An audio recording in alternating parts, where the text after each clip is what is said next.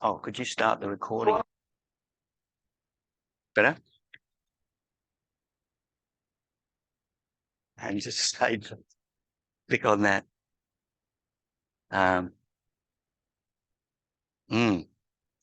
Agenda. First up will be, it's fairly simple, the usual agenda. First up will be our speaker for tonight, Sonia Graham. And then after the presentation and associated Q&A, we will move on to general business.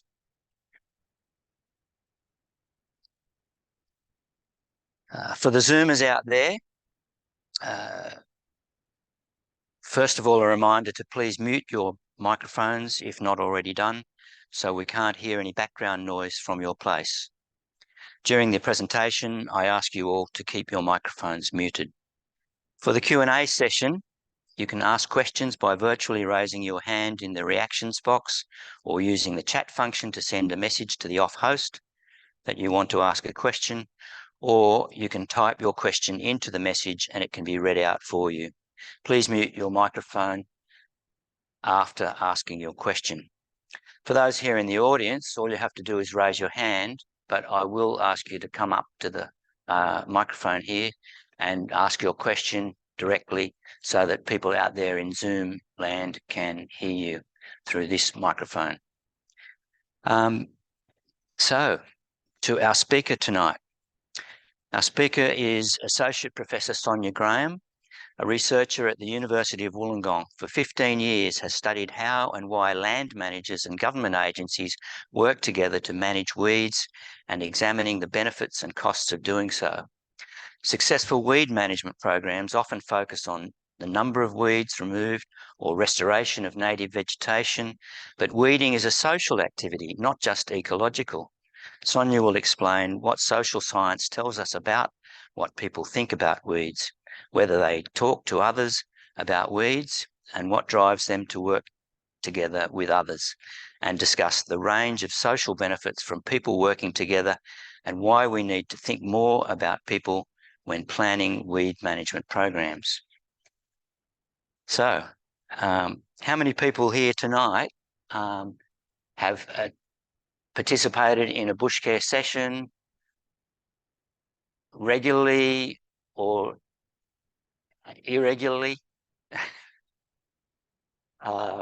in the past or intending to in the future? I think we've got the whole audience covered, actually. So you've got to come to the right place.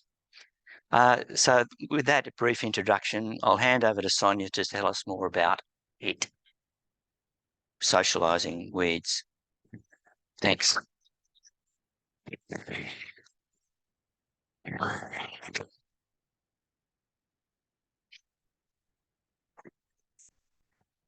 Up to you.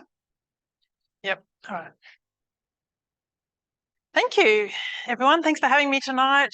Clearly, I'm among kindred spirits if you've all been involved in bushcare or sort of regeneration activities.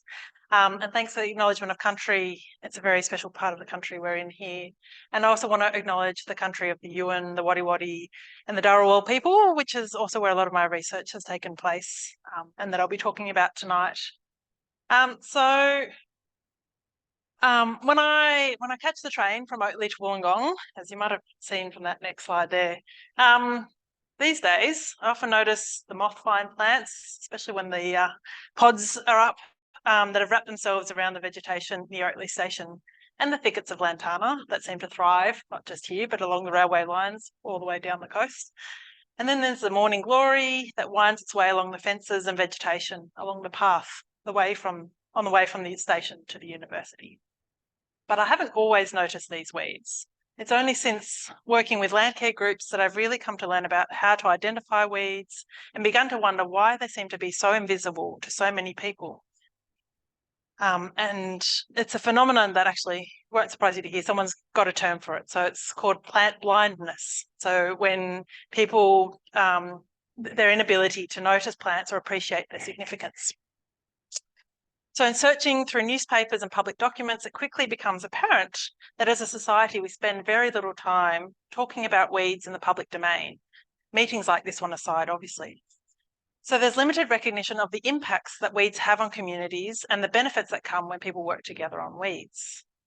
A quick search of the conversation website speaks volumes about just how little we talk about weeds in the media, in politics, and society. So the Australian Conversation website, sorry, these were some photos. You might recognise that one. That's the Oakley-Tacoma Bridge with the lantana there in bloom at the moment. And I also noticed some asparagus the other day when I was taking these photos. So a search of the Conversation website speaks volume about how little we talk about weeds. It has over 6,000 articles about climate change, over 1,000 articles about agriculture and about conservation, and just 32 articles about weeds. So if we delve deeper into the sort of articles that exist, most of them are about the ecology of weeds, their history, how they got here, how to manage them. They cover topics like herbicide use and resistance, and things like how to manage weeds after fires, which has obviously been a hot topic in the last few years. But only one of the articles talks about the social science of weed management. And it happens to be from one of my colleagues at the University of Wollongong, just one. So in order to address this imbalance in the amount we talk about weeds, and maybe overcome what it might not just be plant blindness, but plant silence, I want to talk to you today about the impacts that weeds have on us individually and as a community. I wanted to talk to you about the social science of weed management. So social science can value add to a lot of the excellent work that's done by other scientists who work on weeds, on biocontrol, on different methods of control. It can also add value to works being done by yourselves and similar groups in bush care and land care right across Australia. My argument is that social science can value add to all of that. So there's two things that I really want to talk to you about today. And I think they're really important to talk about because without them, we're not really going to bring people along and have a really deep conversation about weeds and help people achieve their weed-related goals. So the first thing I want to talk to you about is what social science can tell us about how individuals engage with weeds.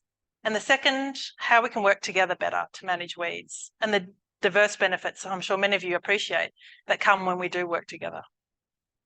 So I just want to start with the social science and how it can understand the way individuals engage with weeds. And I'm going to start by talking about three common assumptions that I often hear in my research about weeds and how they're managed. So the first assumption, talk about individuals and communities. So the first assumption is that one of the reasons people don't control weeds is because they don't know about them. So during my PhD research, I regularly came across this assumption.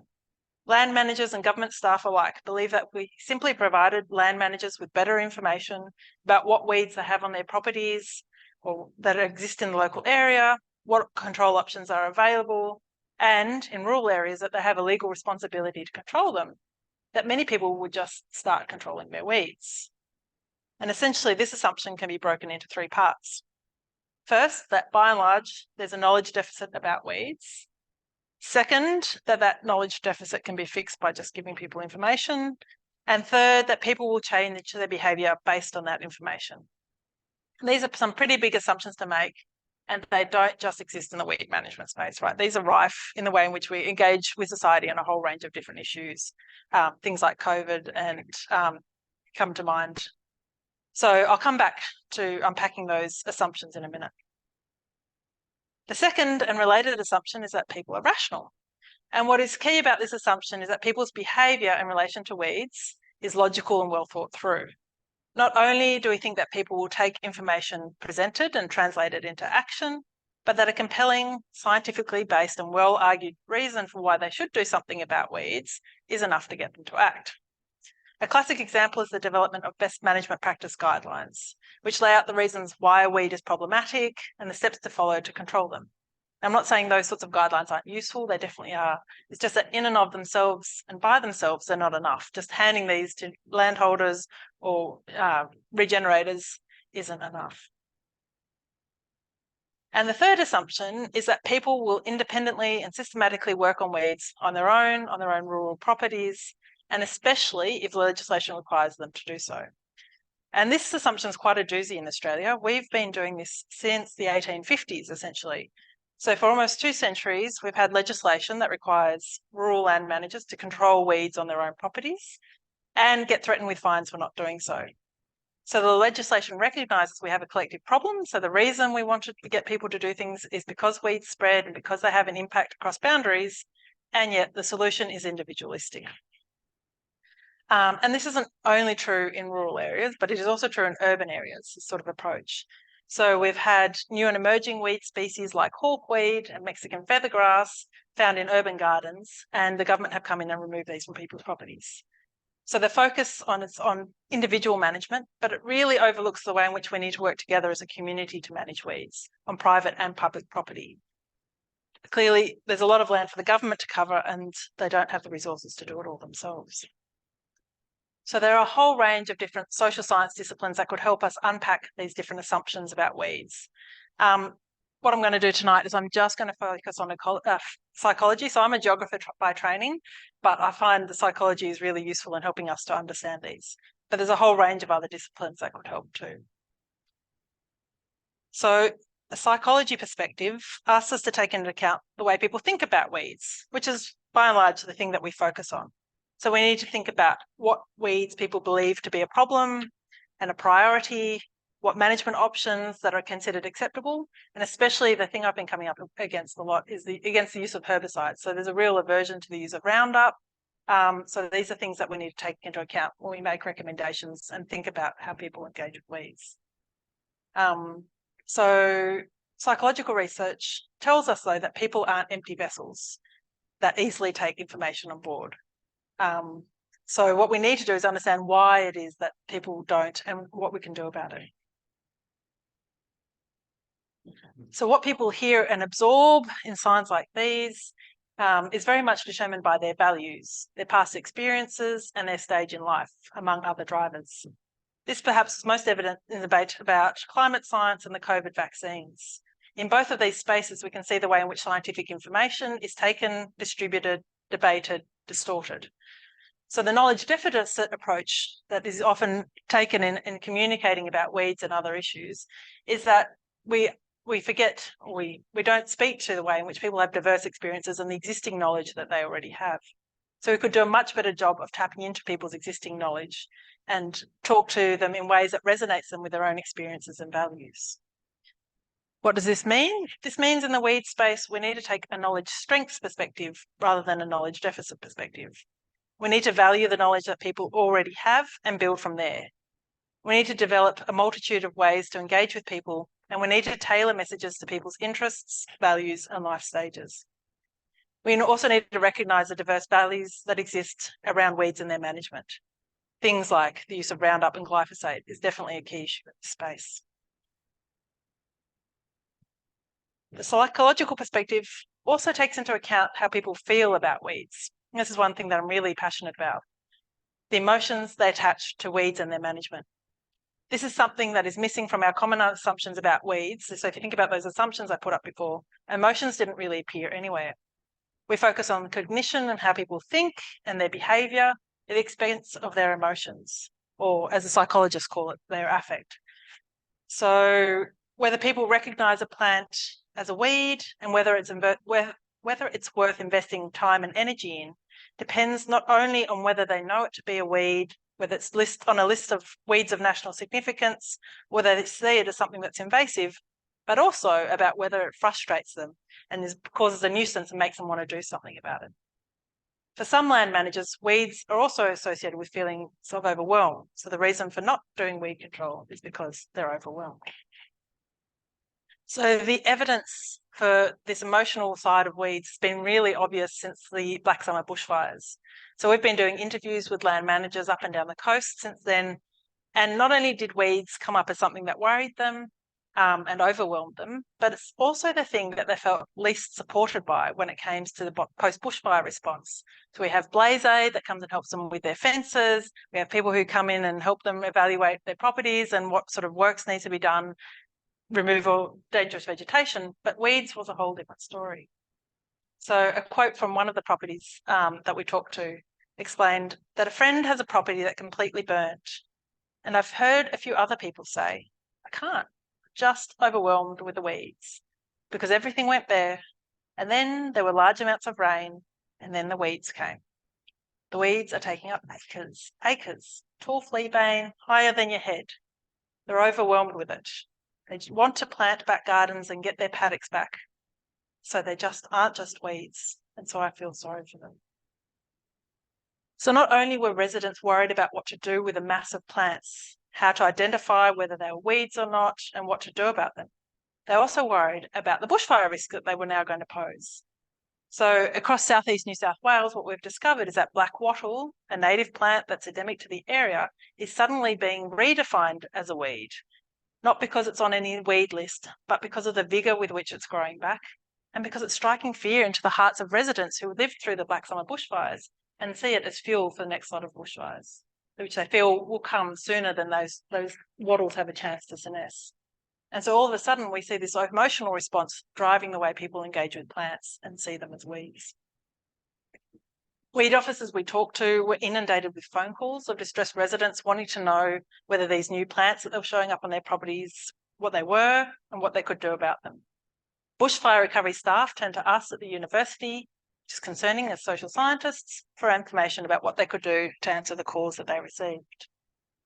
The problem was that we didn't and still don't have any systems in place to support people with the emotional burden of weeds. Residents wanted a real person, an expert on weeds, to visit them, walk their property with them, confirm what was and wasn't a weed, and what was the most urgent to do, what management practices suited their own needs, their own values. They wanted someone to reassure them. It was as much about the emotions as anything else. So such requests reflect that ultimately weeds are not just a cognitive or issue, but they're also an emotional one that we're still very much learning about. So people are far from rational, and the longer we take to embed the emotional sides of weeds in policy and practice, the longer we'll miss something that's really fundamental in space. And beyond the cognitive and emotional, we need to understand better the behavioural side of weed management. What psychological research tells us more broadly is that even if we understand people's thoughts and emotions, we can't necessarily predict their behaviours. And so there's a really important difference between what people say they do and what they actually do, which is why psychologists often use experiments and things like that to measure what people are doing, because there's a real gap between what people say they do and what they did.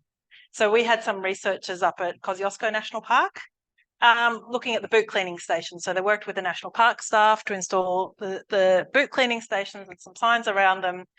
And then what they did was they did some research. So they got some students to go along and they did surveys of people starting their bushwalks, coming back from their bushwalks, asking them, okay, so did you use the boot cleaning station at the start of the walk?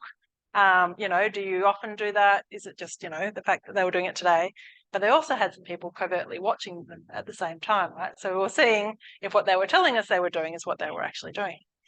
So it won't surprise you to hear. So 40% said that they clean their boots at the trailhead before a walk, somewhere between occasionally and always. And 2/3 said that they clean them at the end of the walk.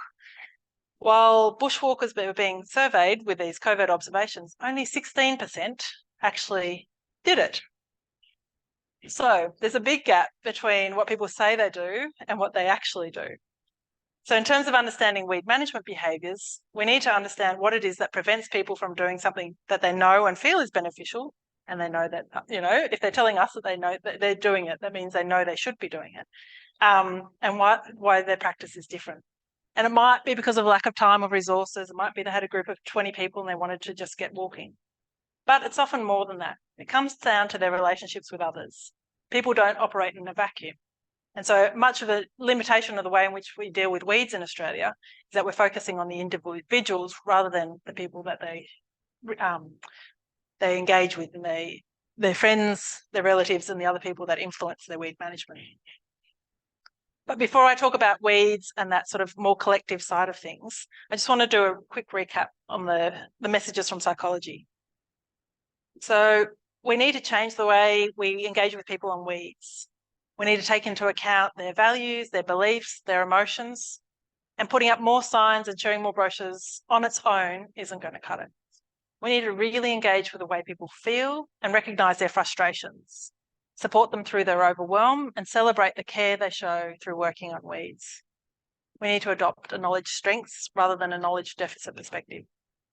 And we need to work on reducing the barriers that prevent people who think and feel that weed management is important from acting in ways that are consistent with those thoughts and emotions. So I hope from this brief overview of one discipline, you can see how social science can provide some unique perspectives on weeds and their management. Now I want to talk about the thing that drives a lot of my research, and that's about how we can get these passionate individuals to work together on weeds. So this distinction between this, so the question of dealing with individuals versus working together is an important difference. We need to recognise that individuals belong to networks and they're going to be influenced by their family, their neighbours, their friends.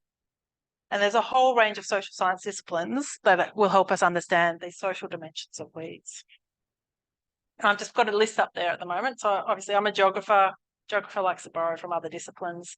So I'm just going to borrow from a range of these different disciplines today to explain a little bit about groups who work together to manage weeds. So I see one of the key limitations in the way we've dealt with weeds in the past is that focus on the individuals at the expense of encouraging collaboration. While we see that weeds are this collective problem, they don't respect property boundaries.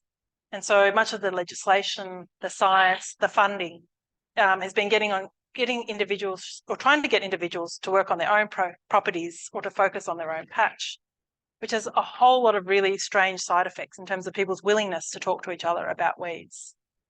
Especially in parts of rural Australia where I've worked, what I've seen is that because there's sort of this very heavy-handed legislative approach, neighbours will intentionally not talk to one another about weeds and instead call a weeds officer and ask them to talk to the neighbour about weeds. So it's had these really sad effects on the people's ability and willingness to talk to each other. So that silence that I was talking about before in weeds is in part of our own making because of the way in which we've dealt with this problem to date. And look, don't get me wrong, getting people to cooperate is not an easy thing to do either. But if we want to achieve weed management at a really large scale, then we really need to get as many people's cooperation as possible. If we want to nip new weeds in the bud before they spread, if we want to get on top of widespread weeds like lantana and minimise their impacts, then we need everyone or as close to everyone as possible to play their part. So now I'm just going to dig into a little bit about why it's so challenging to get people to work together and what we can do to support more collaboration in this space.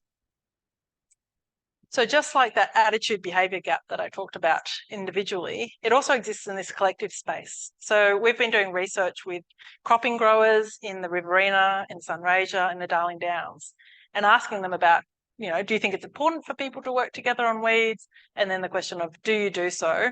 And remembering they're telling us that. So whatever percentage I get and do you do this is going to be higher than the actual number of people who do, right? So we found that 84%, over 80% of growers are really supportive. They're like, yeah, it's really important for people to work together on weeds. And we think it's more effective if we do, right? So we've got a high level of agreement.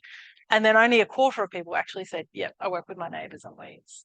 And we know that that percentage is even smaller still really in practice. So the question is why and what can we do about it? If we think about what psychologists tell us, we're not necessarily surprised by this. People's beliefs and intentions don't necessarily translate into action. But it does give us hope, right? That over 80% figure does give us hope. So not only do people believe in the importance of cooperating on weeds, but they do see that there's a whole range of benefits that come from it. They can see that if they work together on weeds, they'll get ahead of weed spread in the area, there'll be improved environmental and agricultural outcomes, and there'll be time saved. But what all of this misses, again, is the emotional and relational aspects of weeds. In that same study, we found that one quarter of people who worked together on weeds together had something in common. They were all more likely to be concerned about herbicide resistance spreading from their property to other properties than the other lot of people who didn't work together with weeds. They cared about the impacts that their actions and their weed management practices had on others, which drove them to act. So showing people how they are connected through weeds and how their weed management affects other people is actually really important. In other research we've undertaken that has looked at how successful land care groups operate and encourage people to work together on weeds, similar themes come through. While what might initially motivate people to work together is concern for weeds that spread across their properties, what keeps them coming back year on year or decade on decade is care for one another, actually. So over the last 2 years, I've been researching 10 community groups who work together to manage weeds, stretching from Kangaroo Valley in the north, that text might be a little bit small there, all the way through to Tathra on the coast and Toowoomba in the south near the Victorian border. And what is striking about all of these groups is the way in which building community is as much one of their aims as it is controlling weeds. So the way that 9 of the 10 groups build community and keep members coming back time and again is by recognising that weed management is as much a social endeavour as an environmental and agricultural one. Not only do the groups spend time each week or each month pulling out weeds, they also make sure to have a barbecue or a coffee or a cake after each event. And this gives people not only the time to reflect and to get to know one another better, but to realise what they have achieved collectively together beyond what they would have done on their own, and then decide what they want to do next. So to bring this example to life, I want to talk about one of the groups that I've been working with, Dewar River Care, who are right in the middle on their own there in the Eurobodalla Shire. And they're just inland from Moruya. So for over 20 years, residents who live along Araluen Road have been working together on the first Saturday of each month to remove weeds from a 42-kilometre stretch of river. I know, right? Isn't it? That's a good question. I'd have to double check that, but a lot. And what's impressive is that they negotiated the permission of all but one of the landholders across that 42-kilometre stretch to work on their properties and remove the tobacco, the mothline, and the cassia. And the reason I want to talk about this group, I mean, it's impressive the size, the scale of the task they've taken on. And they've achieved a lot of environmental benefits to the river from what they've done, which has won them awards and accolades, but also the social benefits that come to these members from having been involved in this group. So on the 23rd of January in 2020, the Clyde Mountain Fire swept through the Dewar Valley. Because Rivercare members had spent so much time working on weeds and building relationships among the group, when the fires came, those who lived in town in Moruya provided shelter to those who had left their homes. Those who were members of the Rural Fire Service benefited from having intimate knowledge of all these properties and being able to send messages back to those in town telling them what had survived. So since the fire, the valley has experienced extraordinary rainfall, as we all have in the last few years, but their valley has flooded 10 times. So as the vegetation has come back, Rivercare has provided an invaluable support network. The members know that they are not alone when it comes to weeds, floods or fires. So I just want to read out a quote from one of the members of the group.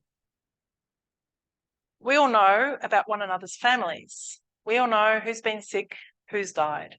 All those things that it's not just about the pulling of the weed and the poisoning. It's the conversation and the company. We don't make a point of saying, oh, we'll go and have a cup of coffee. We say, let's go weeding. So we weed and then we have the cup of coffee afterwards. By that stage, you've caught up with that particular person. There's been tears about something in the bush and they'll tell you something that's been worrying them. And it's accompanying time as well. So I think this quote is a really good example of how working together on weeds creates a space for emotions and care, where local knowledge is shared and where the people help one another out, not beyond just weeds. And there are countless similar examples of this, and I'm sure you're familiar and with the other groups that I've been dealing with, but also in bush care, land care, dune care, river care groups across Australia. So how can this help us if we want to continue our work on weeds and develop new programs for the future? It means that our metrics and measures of success can't just focus on whether we eradicated a weed or the amount of herbicide applied. We need to take in metrics that take into account the people and the care that's shown among people. So we need to think about to what extent do our programs recognise and embrace the diverse groups of people in the community, their knowledge, their values, their emotions. Do our weed management programs support people or add an extra burden? Do they have a positive or negative effect on people's well-being? Do our programs encourage people to work together? Do they encourage people to talk to one another about weeds? Do they emphasise the way we're connected by weeds? Do they recognise that managing weeds is not only an environmental and agricultural practice, but also a social one? So we need to break the plant silence. We need to recognise the power and passion of managing weeds and how it can help us to prepare for and respond to other environmental issues. And I think social science can help us with that. Thank you.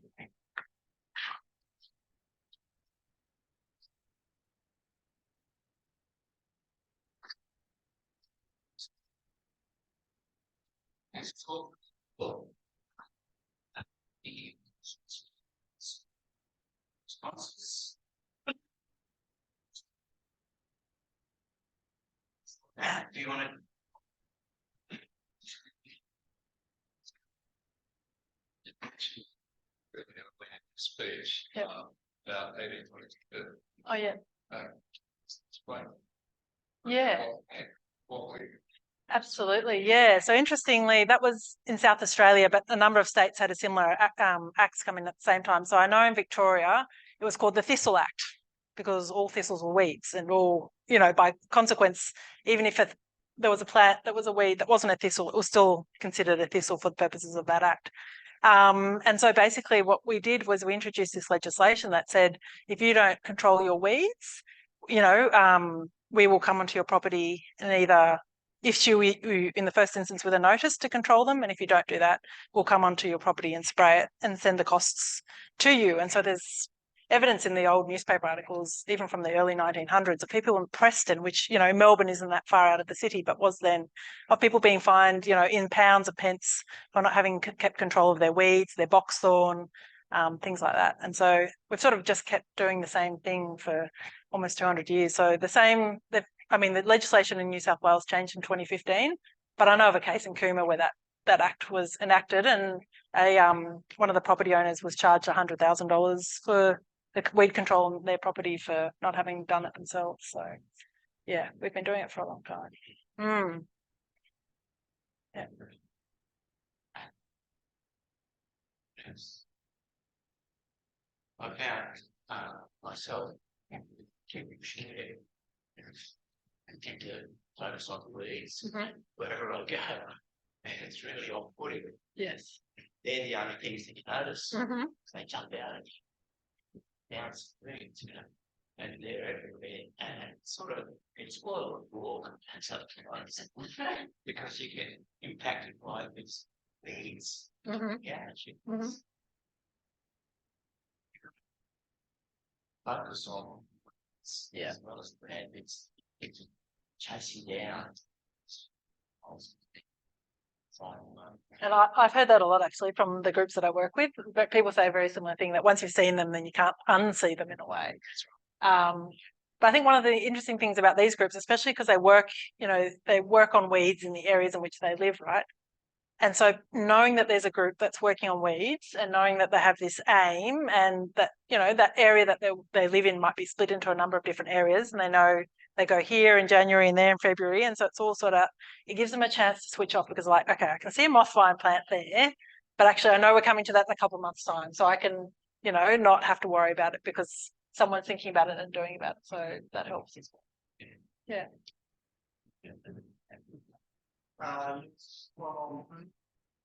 What legislation on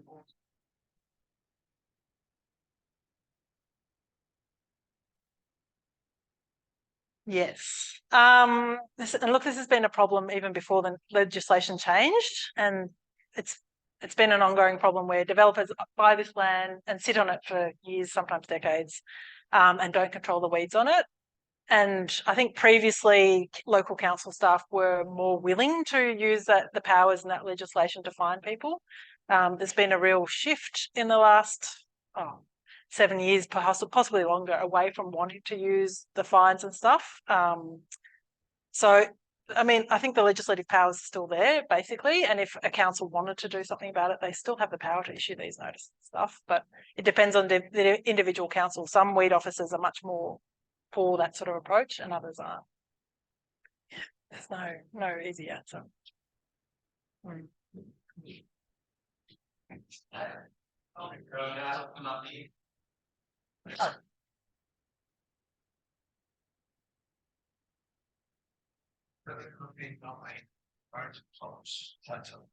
Yes.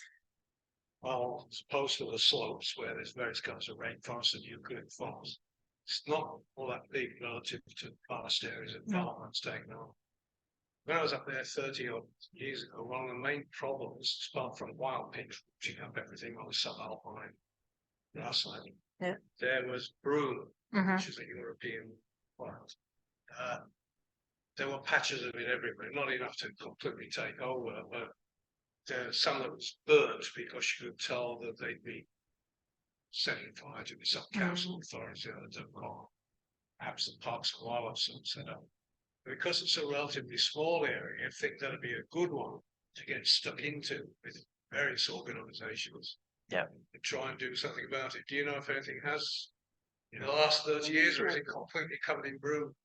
That's a very good question. I haven't been there for a little while, so I don't know. I'd have to look into it. But so the question there was about Barrington Tops and whether there's been, and I think this is part of the point. So the social science says if you want to work on weeds, then the best thing you can do is start on a small area, right? If you think about it everywhere, take Lantana, for example, like if you're trying to.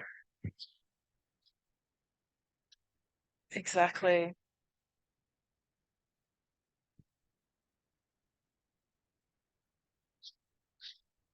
Yes. Yeah. Also probably victim to reduced government resources in this space.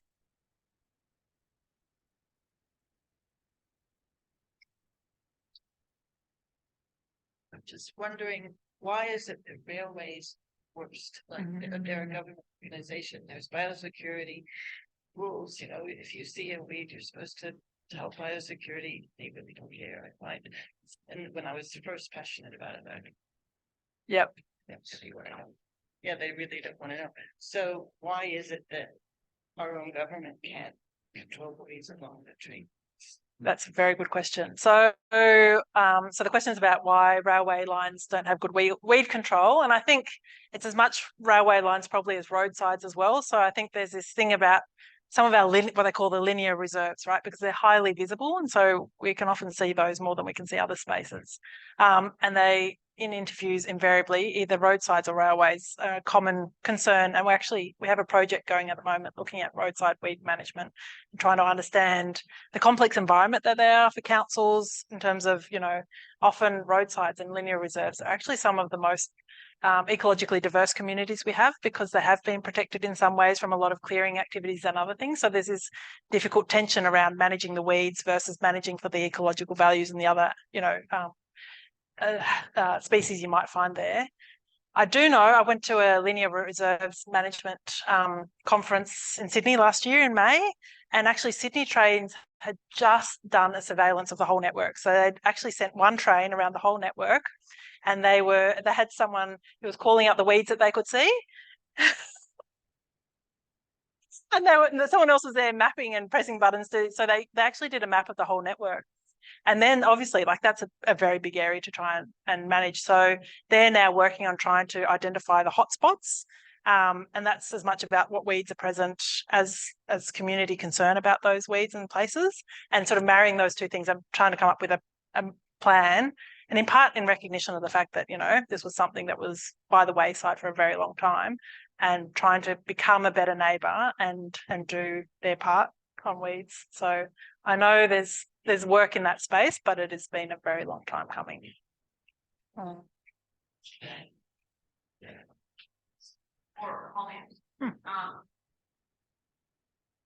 With the changes in the way land use is happening and the breakup of farms and hobby farms and absent landlords mixed in with decent people who are trying to make a living off the land and doing the control of the weeds. Yeah. There are pockets where you'll see situations, nasty things. Yep. I guess what can be done about situations like that? Because, you know, if you've got 50 acres and then you're beside a farm, you know, 1,000, 3,000, what can be done about a situation like that? And you see it everywhere, just these little pockets of virtually deserted land.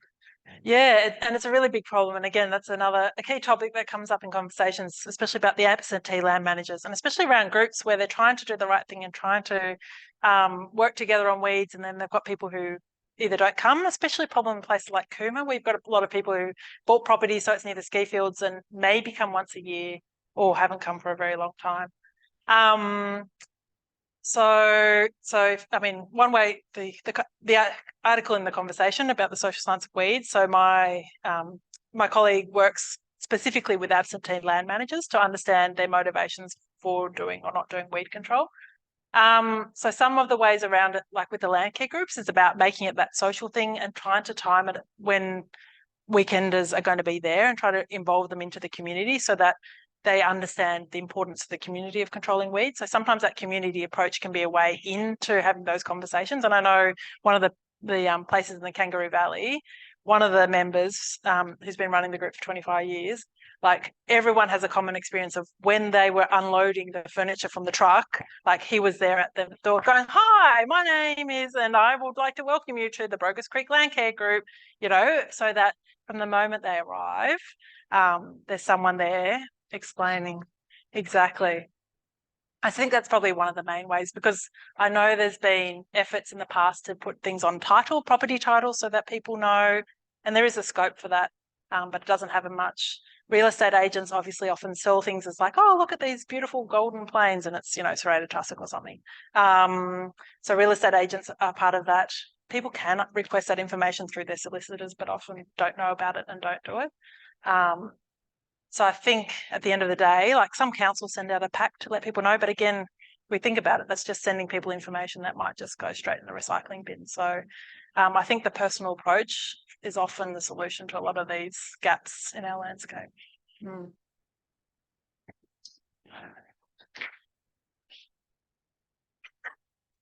Sort of a comment as well. Yeah. But I'm a railway enthusiast. So you have to think back from 1850 to 1950, we all had steam locomotives as our major form of power. Yep. Steam locomotives drop little hot ashes every so often. So railway reservations were frequently burnt. Oh, interesting. One place we often used to go and take steam train photographs was with lovely flowers growing along there because they love growing where it had been burnt. You go there now and that whole area is totally changed. The weeds have all gone, or different weeds are growing there because we don't have hot ashes burning the roads. So it's interesting. Oh, I didn't know that. There you go. I just learned something new. That's great.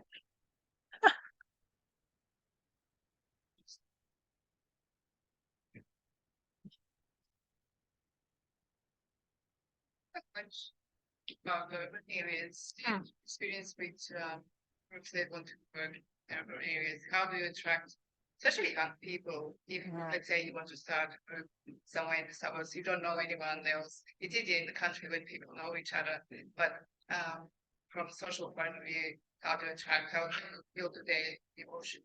Yeah, fantastic.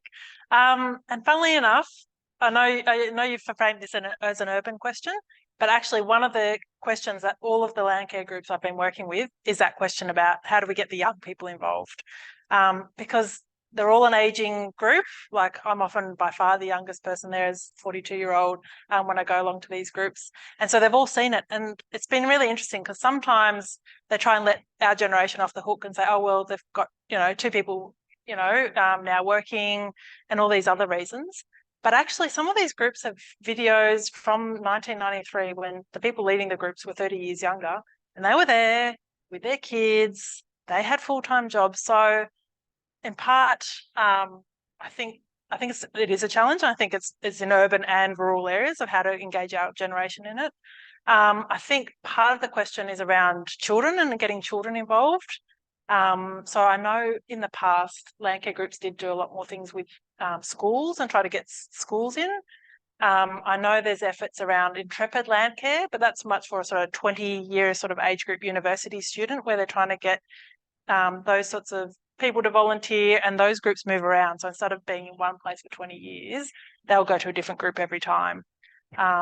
But in our generation, I think tree planting activities are the things that I've seen have brought people with kids the most.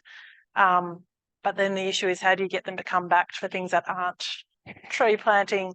I wish I had an answer to that. That's one of the things I'm hoping to tease out a bit in my research. And so I'm writing a book with these experiences of these different groups. I'm hoping that that also speaks to our generation a bit and says, come on, there's these really great spaces where you can, because they're fun, right? Like you get to, like in Tathra, which is largely urban. So Tathra is probably the best example. You know, you get to explore all these parts of Tathra that you would never get to be in otherwise with a plant expert who gets to show you. And like, we have questions about the scratchings and then the person who knows says, oh, that's the bandicoots. And so it's not just about the plants. You get to learn a whole lot about the environment. So I think some way, I think it almost has to be through the kids and getting them involved. Yeah. I wonder if there's something in people think something about adopt a tree, adopt it, road, stretching the road. Yeah. It applies to bigger assets, but adopting a tree or trees. Yeah. In the urban context, planting goes fairly deeply. So get a lot of kids, and you can say, come back in a year's time and see how big the tree is, or put a little name on it or something like that. Yeah. So yeah. That's a very project, but yeah, absolutely. relax. And then you're tying emotions to it, right? Because then you're getting them involved and then buying into it and feeling like a sense of identity as well, right? Like that. Yeah.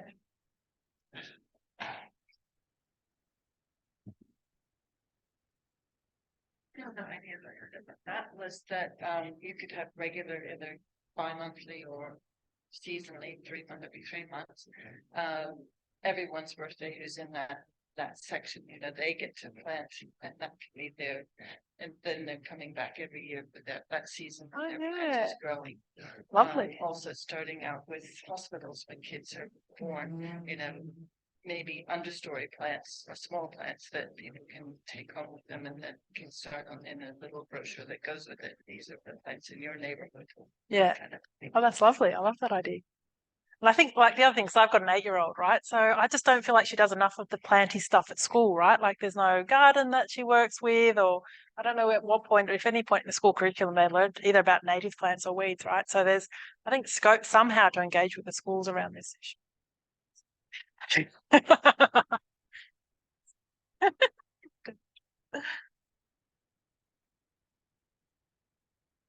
Exactly. They'll sleep well at night.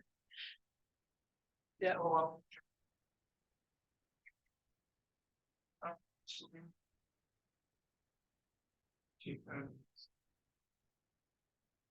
So which weed area was that?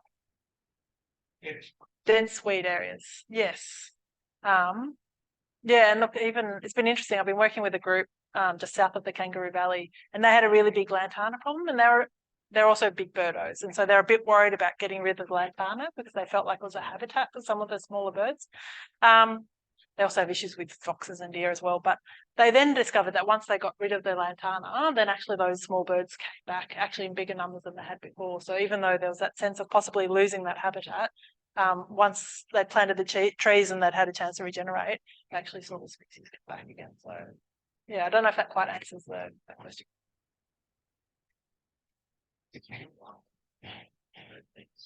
Yeah, Matt.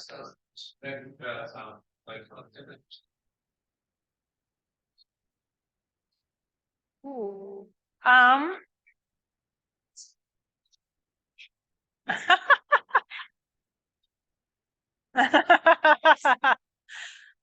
I get the feeling that to some extent they moved it, like because they talked about rolling the lantana out of the way, but they were also very assiduous in then using that space that was created to plant trees, and they had a really big effort in tree planting.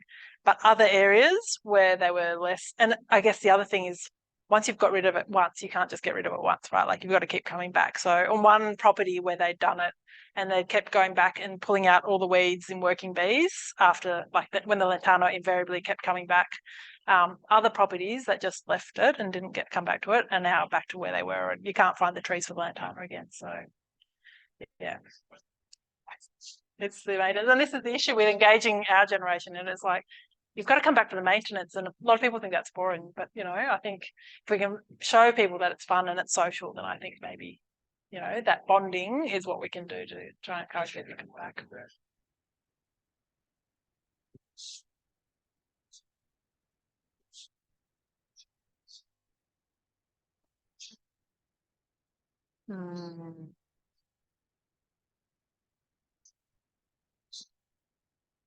So true. Yeah.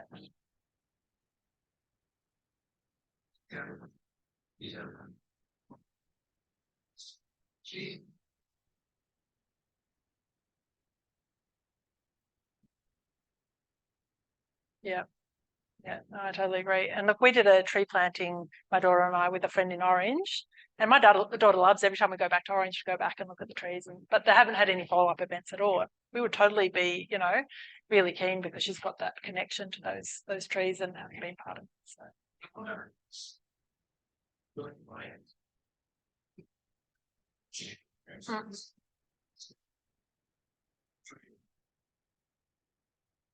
Yeah. Yes. Tree don't sell those. Yeah, definitely. How do we get them back again? Yeah. Yeah, and I think like your version was like a tree too, but a year on, right? Like about how do we get them back at the same time? And yeah. Wonder if there's similarities. Psychology. Social. Yeah. So that tells you not wrong, Adrian, that many work shoulder to shoulder. Talk about something now. So how you going? You know, that's all focused on. Get them there to do good work, or better work, whatever, and then they'll get talking after that. So that's the social aspects. Reading a day. I think that's a really astute observation. So I definitely agree. So all the groups I've talked to have definitely said there's something about weeding and about doing it alongside one another, and that there is research about that side-to-side activity rather than facing, and the way in which it enables people to expressing that they might do. And I think being involved in a collaborative endeavour where we're all working on the same weeds and trying to improve the environment in a particular place definitely helps and enables people to feel like, well, we're like-minded too, right? And I think men's sheds would be the same. Like if you're here, then we have a similar interest, and so we must be similar, and that means it makes it easier to talk. Sonia, I think I can say I'm learning a lot from you about engaging the community. In the last couple of years, we've been running a lot of big planting events. Yeah. This year, we're planting 5,000 trees Wow. on one property down near Gunning. And that social impact or the social interaction is so important. We're having hot soup for lunch one day. We're having lamb sausages for another lunch another day. We're trying to really engage with, and that's exactly what you're doing here. I think we've. Yeah, nice. Yeah, exactly. See what's happened. Well, that's fantastic. Yeah, so we're learning similar. We're learning very quickly, but your research is saying planting days have got to be really about social interaction. That's 100% right. And it seems like a small thing to say, but I think if we just focus on the weeds or the planting and forget about the social side, then it's harder to get people to come back if we haven't done that. These folks here, many of these folks here have already been planting with us, and if the ones who haven't, they'll be coming next year.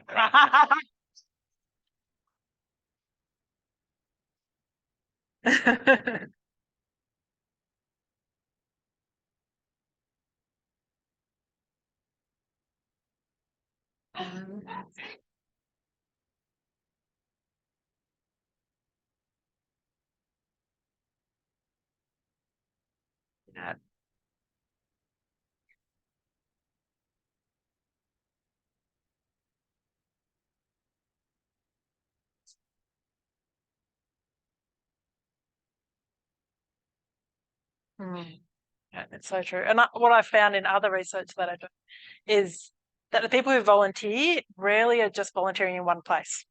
So most of the volunteers are volunteers of multiple organisations. And so not only are you doing the regen work, but you might be on the, the other local clubs, the RFS, whatever it might be. And so, yeah, that's the other thing to take into account, right? That how do we bring other people in who aren't currently volunteering? And once they're doing it, then they're likely to lead to volunteer roles in other places. So it's part of a bigger picture too.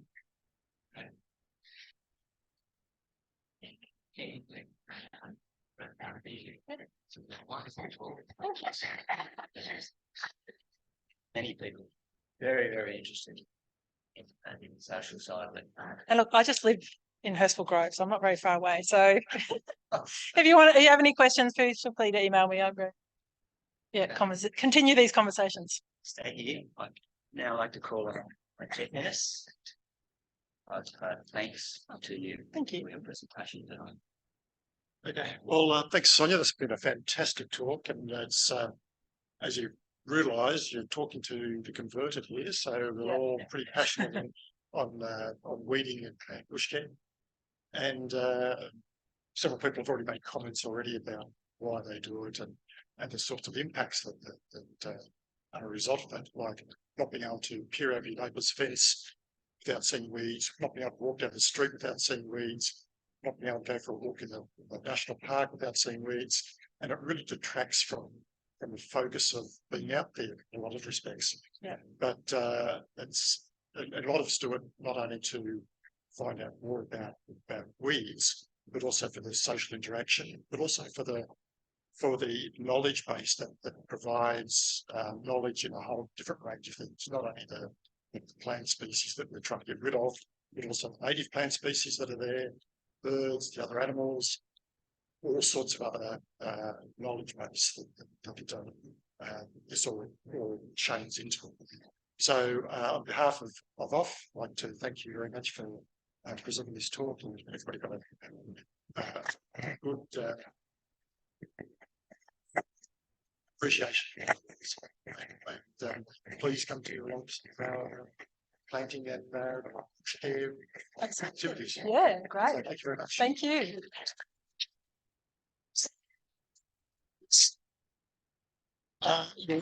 These aren't weeds. Fennel flowers. Like planting flowers to me. So just once again, on Wonderful. appreciation of OFF. Thank you. I love fennel flowers. They're my favourite. Thank you. Thank you.